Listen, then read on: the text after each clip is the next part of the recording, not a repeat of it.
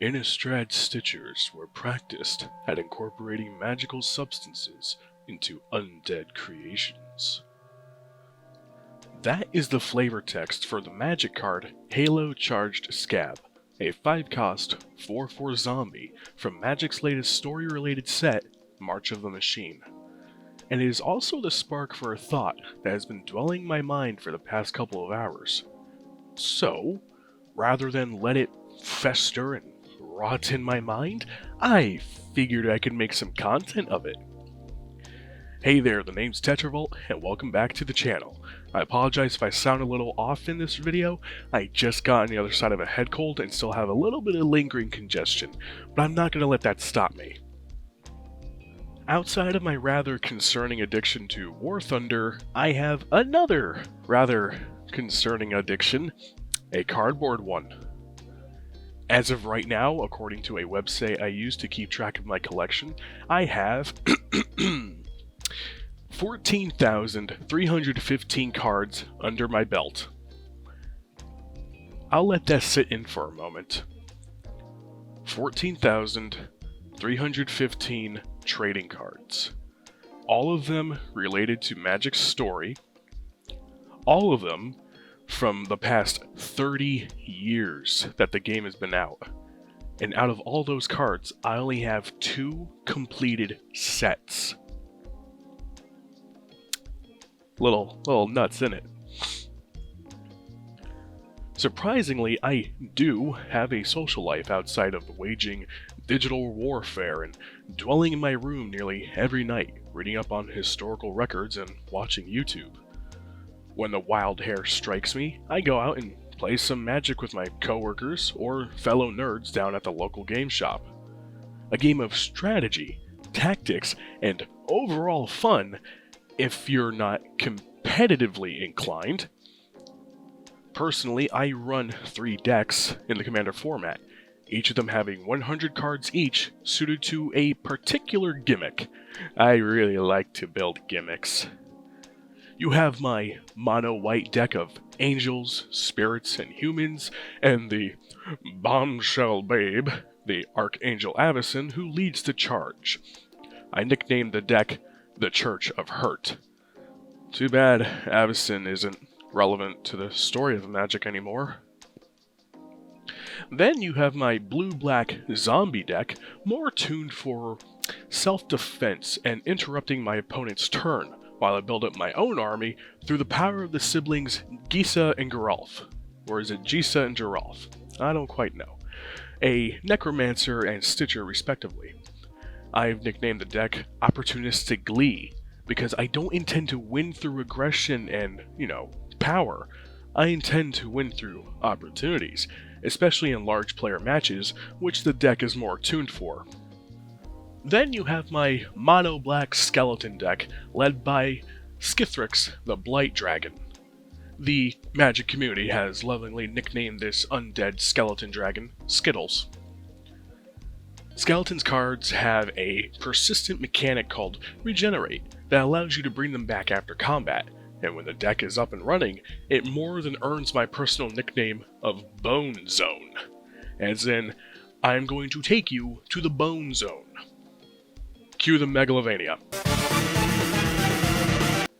Now, I don't want those of you who found me through War Thunder to worry. There will be more content for that game here soon, when I figure something out, but for the time being, I just wanted to slightly expand out to one of my other interests and see what I can do there in terms of content. So, what was that idea I mentioned back at the introduction of the video? The one standing there waiting to be flushed out? Well, first, some background for those of you who don't know Magic. As I stated, Magic the Gathering has been around for 30 years now, and in those 3 decades, Wizards of the Coast has taken players to many locations and settings. You have Ravnica, the City of Guilds, Zendikar, the world of adventure and prison to the Eldrazi Titans, New Phyrexia, a world of glistening oil and assimilation, Innistrad, a world of horror classics like zombies, vampires, and werewolves, oh my! And New Capenna, a world of skyscrapers, mafia families, all imbued with elements of high fantasy. These are just some examples of places the story has touched. And it's the last two locations, Innistrad and New Capenna, that have me stop and think for a moment. You see, in March of the Machine, the latest major plot point, the matriarch of New Phyrexia, Elish Norn, opened countless portals and invaded the multiverse through this tool she created called Realm Breaker. And she was hellbent on bringing all into the fold of New Phyrexia. Her army spilled into these breached locations and began assimilating everything and everyone inhabiting the planes these armies of porcelain and fleshy sinew touched. Naturally, the good guys win and begin to fight back the baddies, but not before the defenders of New Capenna killed a major lieutenant in Elish Norn's army, the daughter she so happened to create, as it were, and they began to push the enemy back, sending help to other locations in the multiverse through the very breaches used to invade them. As I read from the flavor text of Halo Charged Scab, help was most likely lent to Innistrad from New Capenna. Halo is, well, not only a kick-ass video game series, but is a substance distilled from angelic essence. Basically, it's angel in a bottle. Ironic that something so impure, such as a stitched-together corpse, can be bettered by a substance so holy in name and composition. But that's where I got to thinking. What other influence did New Capenna have on Innistrad? New Capenna, in terms of setting alone, is probably the second most quote-unquote modern and realistic setting we have in Magic.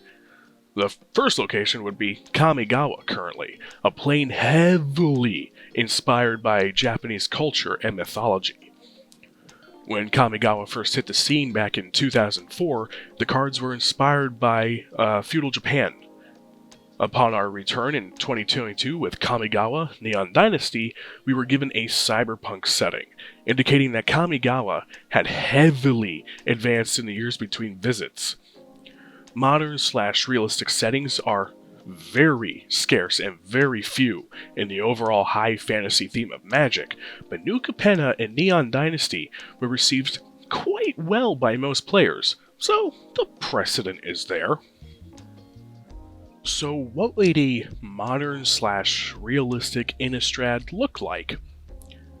As it stands, Innistrad does very well in the idea of realism, but it is home to vast forests teeming with werewolves, creaking manors and looming castles that house vampiric noble families, desecrated graveyards where necromancers and stitchers gather their materials and servants, quiet shore towns filled with an eerie fog composed of spirits known as the Nebelgast, churches that house the faithful and those who pray to Sigarda for protection from the dark, covenants of witches who seek older rituals and festivals for protecting them from said encroaching dark, most of which is lightly inspired by our real-world pagan practices and ideas.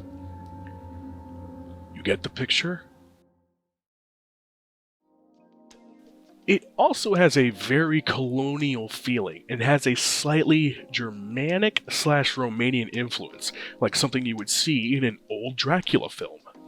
I can see a modern Innistrad not as an endless sea of skyscrapers like that of New Capenna or the neon-drenched back alleyways of Kamigawa. No, I can see an updated setting more akin to that of the late 1800s to early 1900s, right at the height of Victorian culture. If I had to be more exact, take the ritzy upper-class aesthetic of the RMS Titanic and apply it to a background of classic Gothic horror. Oddly enough, it works too well, especially if you keep in mind the works of H.P. Lovecraft. I only say that last bit because currently, the moon of Innistrad houses an eldritch horror of the Blind Eternities known as Emrakul, and nothing has been done with it yet. So, we might very well get an Eldritch Moon 2 Electric Boogaloo. And honestly, bringing Innistrad up to an early 20th century image wouldn't hurt. It shows that the plane is progressing, as well are the people, but they are still dealing with the issues of old, where daylight is mere hours away, and the things that go bump in the night continue to hunt the living. It can even have a catchy name like Innistrad, Old Night. You know, I actually quite like the sound of that. It fits well with the two prior sets that last visited the plane, those being Midnight Hunt, which centered on werewolves, and Crimson Vow, which was a heavily vampiric-themed set. Were the setting to make a drastic leap in progression like that of Kamigawa, it would be too jarring and turn people away. Plus, an updated setting could open the door for some crossover opportunities. Lately, Magic has been releasing crossover decks with other properties under their Universes Beyond banner. So far, they have done Warhammer 40k, Lord of the Rings, Dungeons & Dragons, which makes all too much sense, and are soon to release a set of Doctor Who themed decks. Other crossovers include Godzilla alternate art cards within the Ikoria set, which was home to giant monsters. Crimson Vow saw alternate art cards based on Bram Stoker's Dracula, which makes all too much sense. And a crossover I was surprised to see was the original 1980s Transformers in the Brothers War set, which also had giant robots fighting each other. The Walking Dead and My Little Pony have even had some cards printed, though they weren't attached to any sets in particular.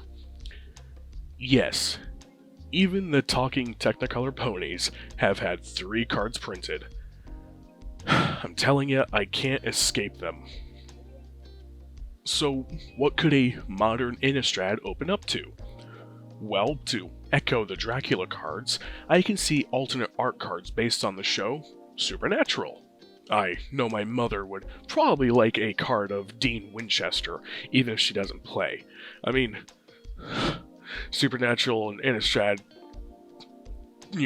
go like tea and crumpets and coffee and donuts. It's just too good. It's just too good.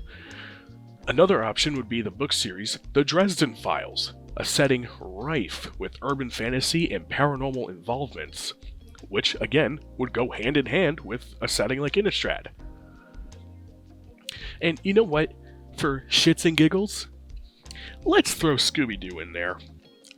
I'm not talking Velma. That's not Scooby-Doo to me. I'm talking the original Hanna-Barbera Scooby-Doo. I mean, come on. If Supernatural and Scooby-Doo can do a crossover episode, a small Magic and Scooby-Doo crossover wouldn't hurt. Especially in a setting like Innistrad. Where else would it work within the settings of Magic? Nowhere, that's where. As someone who's been invested in the game since 10th edition, there are many settings within Magic's story that I enjoy. But by far, my number one favorite location is Innistrad. The retro horror vibe is just plain awesome and charming. Wizards even re-released the last 2 Innistrad-based sets with a silver screen print on the cards under the banner Innistrad Double Feature for that truly authentic retro horror feel. But the overall feel of Innistrad's setting is getting a little long in the tooth. Let me put it to you like this. If you'll turn your attention to the graphic on the screen, we have a spectrum bar for a modern/realistic setting. On the low end here on the left, you have the plane of Eldraine, a location literally based on our rare world fairy tales. Probably the peak combination of high fantasy and real world influence. On the other end, there on the right, there's New Capenna, followed by Kamigawa, both of which being a mix of modern and realistic settings. Somewhere in the middle ground, Innistrad Old Night sits.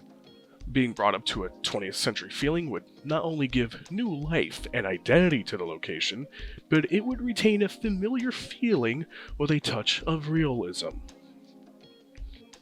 And with that, we come to the end of my nerd rant.